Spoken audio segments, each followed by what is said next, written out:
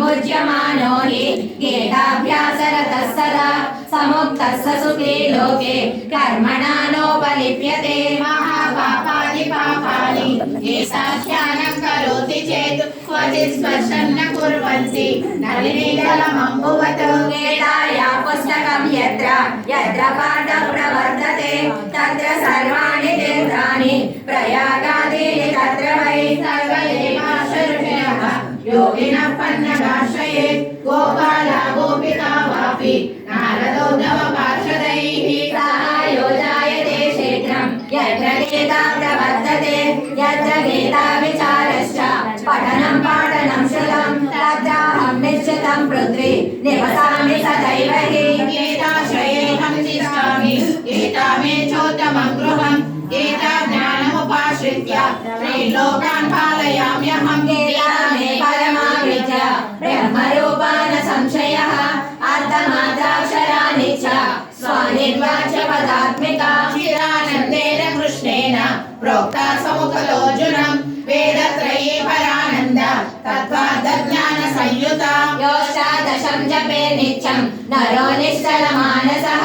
ज्ञानसिद्धिं स लभते ततो याति परं पदं पाठे समर्थसम्पूर्णे ततोऽर्थं पाठमाचरेत् तदा गोदानजं पुण्यं लभते नात्र संशयः त्रिभागं पठमानस्तु गङ्गास्नानफलं लभेत् षडंशं जपमानस्तु सोमयागफलं लभेत् एकाध्यायं तु यो नित्यं पठते भक्तिसंयुतः रुद्रलोकमवाप्नोति कलो भूत्वा वसेत् चिरम् अध्यायं श्लोकपादं वा नित्यं यः पठते नरः स याति नरकां यावत् मन्वन्तरं वसुन्धरे गीताया श्लोकदशकं सप्तपञ्चचतुष्टयं स्तोत्रीणेकं तदर्थं वा श्लोकानां यः पठे नरः चन्द्रलोकमवाप्नोति वर्षाणामयुतं ध्रुवं गीतापाठसमायुक्तः मृतो मानुषतां व्रजेत् गीताभ्यासं पुनः कृत्वा लभते मुक्तिमुत्तमम् एतेत्युच्चारसंयुक्तः प्रियमाणो गतिं लभेत् गीताश्रवणासक्तः महापापयुतोऽपि वा वैकुण्ठं समवाप्नोति विष्णुना सह मोदते गीतार्थं ध्यायते नित्यं कृत्वा कर्माणि भूरिशः जीवन्मुक्तसविज्ञेयः देहान्ते परमं पदं मलनिर्मोचनं पुंसां जलस्नानं दिने दिने सुहृद्गीतां वसैस्नानं संसारमलनाशनं गीतामाश्रित्य बहवः भूभुजो जनकादयः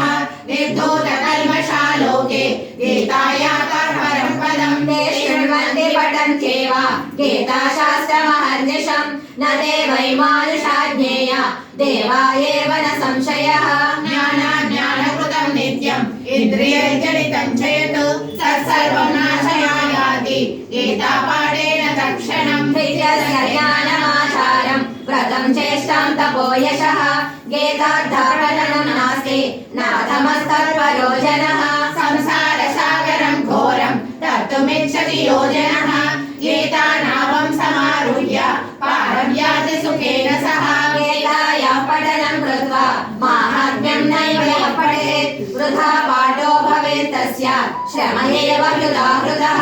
एतन्माहात्म्यसंयुक्तं गीताभ्यासं करोति यः स तत्फलमवाप्नोति दुर्लभं गतिमाप्नुयात् सूत उवाच माहात्म्यमेतद्गीतायाः